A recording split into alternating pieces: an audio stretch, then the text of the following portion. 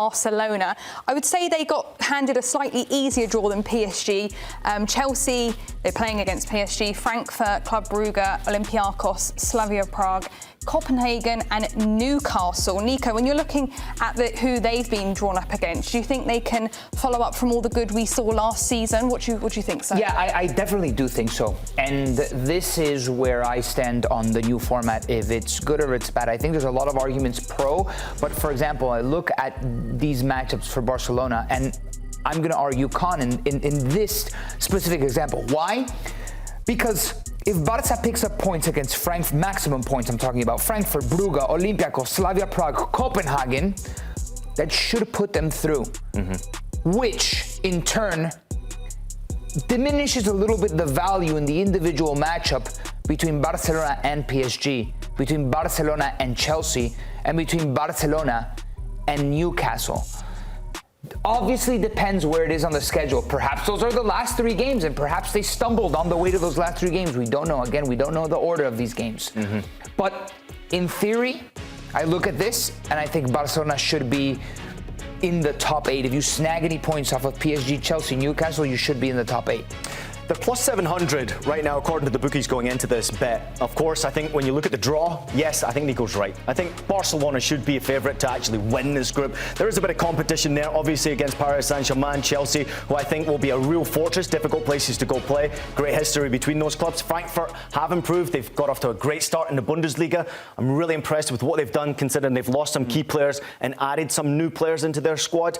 But I think the other games, including that one against Newcastle, I know there's history against Newcastle. You remember Faustino Asprilla? Hat-trick. That was a crazy game. Way back in 1997. Oh, Hannah, you might not remember that one, but I certainly do. I wasn't alive. Yeah, there you go. No way, I wasn't. Way to make us feel old, Hannah. But it does. The history comes back, and I think for those Jordi fans out there who are looking forward to watching the Toon, I mean, there is history between the two clubs. Barcelona did win there in 2003, but I'm intrigued to see how Newcastle, with what they've gone through, who they managed to bring through the door. I mean, we're still not even seeing the transfer window closed. We don't know if Ishak's going to be there. That's true. Will Isak play in that game? Because that completely changes the tie. But for me, plus 700 Barcelona, I know they're the 3rd favourites right now. Barcelona are a team that are a force to be reckoned with, that I have a feeling, maybe you disagree with Nico, I have a feeling that Hansi Flick's going to prioritise the Champions League over everything else this season. Well, what are realistic expectations for Hansi Flick going into? He's going into his 2nd season with Barcelona. Obviously done so well in Spain last year, but they fell short in the Champions League. What do you think Barcelona fans should expect to see from this side? I do agree with Ian. I don't know about prioritising, but they're going to go for the Champions League. When they came so agonizingly close, and then they see the final 5-0 PSG over Inter, they must have been thinking, how did we lose that semi-final when we had it under control? And the team that we lost to got thumped by 5 goals in a final. We could have done much better in that game. So there's that motivation for them in this tournament. But when I say prioritize and go for the Champions League, that doesn't mean that La Liga's just discarded. They have a good enough squad to be able to compete for La Liga. Frankly, they have to. You can't just, you're Barcelona. It's not like you're Villarreal or Athletic. This is a category higher than all other teams in Spain alongside Real Madrid. So it's going to be a tall task. I look at this team. It's a very good team. I think about Íñigo Martínez, who was very important in that back line, in the order and the structure of playing that high line. He's not there. So it's just curious to me to see where Barcelona ends up. I have faith that they can keep on with this very high-octane energy, this fun, entertaining Barcelona. But again, I think it's interesting. Easier said than done. I think it's interesting what you say. I mean, obviously, I'm saying prioritise, and I think that they have to at some point, because it's such a crazy season and such a short off-season. Then we've got obviously AFCON, then we've obviously got the World Cup coming up.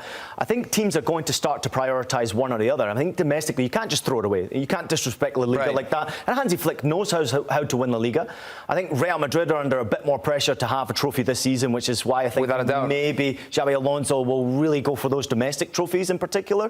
But Barcelona and Hansi Flick, if he wants to leave a real legacy with an excellent group of players. Now, I know their financial difficulties has been really obviously in the headlines, but this is an unreal group of players. A lot of players coming through the academy, and I'm intrigued to see how the goalkeeper handles it, going there to a big club where there's expectancy. I'm intrigued to see how Marcus Rashford handles it. When you're trying to bring in new players and you don't have the ability to be able to spend that type of money, you look at the group they've already got, Hannah, and they're really talented. I think they go as far as Lewandowski stays healthy and continues to score goals. Lamine Yamal obviously will be a standout performer, looking to hopefully at one point in his early career win that Ballon d'Or. This could be the tournament for them. Barça hasn't made the Champions League final in over a decade at this point.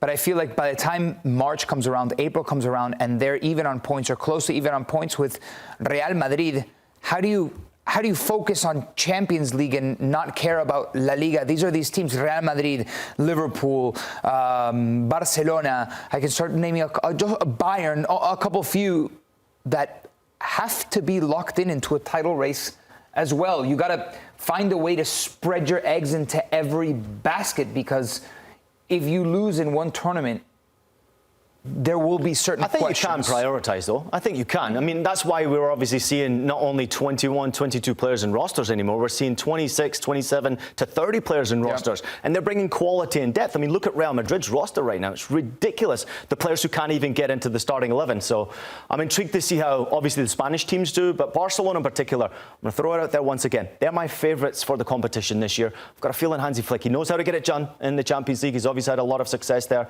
at Bayern Munich. And I think already his early success tells me that he might go for it again.